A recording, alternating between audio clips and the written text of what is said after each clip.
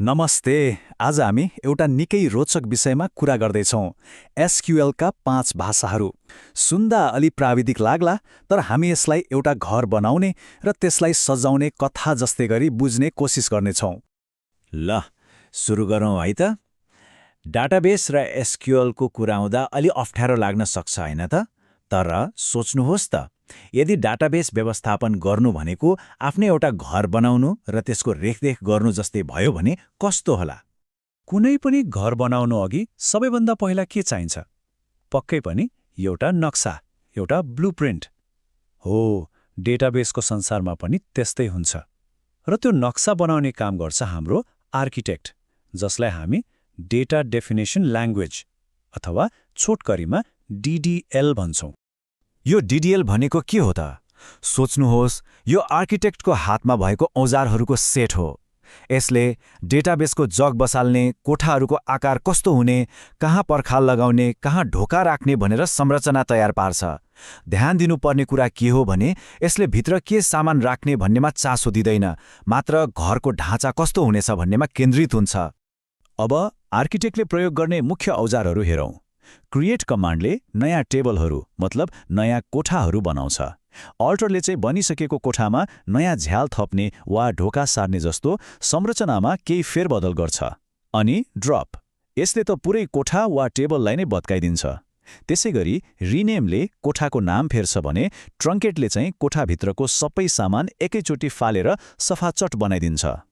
एउटा कुरा यहाँ निकै रोचक छ, त्यो हो ट्रङ्केट कमान्डको बारेमा। यो अलि विवादित छ, किनभने यसले काम चाहिँ डिजाइनरले फर्निचर हटाए जस्तो गर्छ, तर यसलाई मानिन्छ चाहिँ आर्किटेक्टको औजार। आखिर किन होला यस्तो? ल हेर्नुहोस् है, फरक के छ। डिलिट, जुन डिजाइनरको औजार हो, त्यसले कोठाबाट फर्निचरका टुक्राहरू एक एक गरेर निकाल्छ। मन नपरे फिर्ता ल्याउन पनि सकिन्छ, मतलब रोलब्याक गर्न मिल्छ। यो अलि ढिलो प्रक्रिया हो। तर ट्रङ्केट, जुन आर्किटेक्टको औजार हो, त्यसले चाहिँ एक एक गरेर सामान निकाल्दैन। यसले त एकै झट्कामा पुरै कोठा खाली गर्छ र त्यसलाई फेरि नयाँ जस्तै बनाइदिन्छ। यो फिर्ता ल्याउन लगभग असम्भव हुन्छ र एकदमै छिटो पनि। यो काम गर्ने तरिकाले नै यसलाई संरचनात्मक परिवर्तन मानिन्छ, त्यसैले यो डिडिएल अन्तर्गत पर्छ। त्यसैले एउटा महत्त्वपूर्ण कुरा के याद राख्नुपर्छ भने आर्किटेक्टले गरेको परिवर्तन, जस्तै पर्खाल भत्काउनु, लगभग स्थायी हुन्छ। त्यसलाई सजिलै उल्टाउन सकिँदैन। हो, डिडिएल कमान्डहरू पनि त्यस्तै हुन्। एकचोटि चलाएपछि तिनीहरू आफै सेभ वा अटो कमिट हुन्छन्। त्यसैले डिडिएल चलाउँदा एकदमै होशियार हुनुपर्छ। ल, आर्किटेक्टले घरको नक्सा र ढाँचा त तयार पारिदियो। अब घर त बन्यो, तर खाली छ। यसलाई सुन्दर र बस्न लायक बनाउन के चाहियो? फर्निचर हो। यहीँनिर हाम्रो इन्टिरियर डिजाइनरको प्रवेश हुन्छ, जसलाई हामी डेटा म्यानिपुलेसन ल्याङ्ग्वेज वा डिएमएल भन्छौँ। यो डिएमएलको काम के हो भने यसले घरको संरचना वा नक्सामा कुनै छेडखानी गर्दैन। यसको काम भनेको ती बनिसकेका कोठाहरूभित्र सामान राख्ने, मिलाउने र नचाहिएको सामान हटाउने हो। मतलब डाटाबेसमा भएको वास्तविक डाटा वा फर्निचरसँग खेल्ने काम डिएमएलले गर्छ। हाम्रो डिजाइनरले मुख्यतया 3वटा काम गर्छ। इन्सर्ट कमान्ड प्रयोग गरेर कोठामा नयाँ फर्निचर मतलब नयाँ रेकर्डहरू थप्छ। अपडेटले चाहिँ पुरानो सोफाको कभर फेरे जस्तै पहिलेदेखि नै भएको डाटालाई परिमार्जन गर्छ। अनि डिलिट, यसले चाहिँ कोठाबाट कुनै एउटा खास कुर्सी वा टेबल हटाए जस्तै कुनै निश्चित रेकर्डलाई मेटाउँछ। ल, घर त अब फर्निचरले भरियो, चिटिक्क पनि देखियो। तर सोच्नुहोस् त, अब हामीलाई कुनै एउटा खास किताब खोज्नु पर्यो भने कसरी खोज्ने? यत्रो सामानको बीचमा के कहाँ छ भनेर थाहा पाउनु पर्यो नि, होइन? हो, त्यसकै लागि आउँछ डेटा क्वेरी ल्याङ्ग्वेज वा डिक्युएल। यो भनेको हाम्रो घरको सामानको सूची वा खोज्ने औजार जस्तै हो। यसको मुख्य कमान्ड हो सेलेक्ट। यो सेलेक्टले हामीलाई घरभित्र के सामान छ भनेर हेर्न मात्र दिन्छ, तर कुनै पनि सामानलाई छुन वा सार्न दिँदैन। मतलब डेटालाई सिर्फ हेर्ने, निकाल्ने, तर परिवर्तन नगर्ने। ल, घरको संरचना बन्यो, भित्र फर्निचर पनि राखियो र के कहाँ छ भनेर हेर्ने तरिका पनि थाहा भयो। तर यति राम्रो र मूल्यवान घरलाई सुरक्षित पनि त राख्नु पर्यो नि, होइन? अनि भित्र काम गर्दा केही गल्ती भइहाल्यो भने त्यसलाई सच्याउने उपाय पनि त चाहियो। हो, यही कामको लागि आउँछ हाम्रो व्यवस्थापन टोली। अब हामीले यो सुनिश्चित गर्नुपर्छ कि घरको चाबी कसलाई दिने र हामीले गरेको मिहिनेत कतै गल्तीले खेर नजाओस्। यसका लागि एसक्यूएलका 2 अन्तिम भाषाहरूको समूहले मद्दत गर्छ। यो व्यवस्थापन टोलीमा 2 सदस्य छन्। पहिलो हो डेटा कन्ट्रोल ल्याङ्ग्वेज वा DCL। यो हाम्रो घरको सुरक्षा गार्ड हो, जसले कसलाई भित्राउन दिने कसलाई नदिने भनेर नियन्त्रण गर्छ। अनि दोस्रो हो ट्रान्ज्याक्सन कन्ट्रोल ल्याङ्ग्वेज वा TCL। यो चाहिँ सेभ र अन्डु बटन जस्तै हो, जसले भित्रको कामलाई सुरक्षित राख्छ।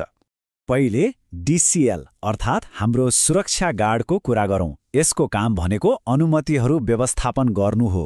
कसले डेटाबेसमा पहुँच पाउँछ र पहुँच पाएपछि पनि के गर्न पाउँछ, जस्तै कुनै कोठामा पस्न मात्र पाउने कि त्यहाँको सामान चलाउन पनि पाउने, त्यो सबै DCLले निर्धारण गर्छ। यो सुरक्षा गार्डले मुख्य 2वटा कमान्ड प्रयोग गर्छ।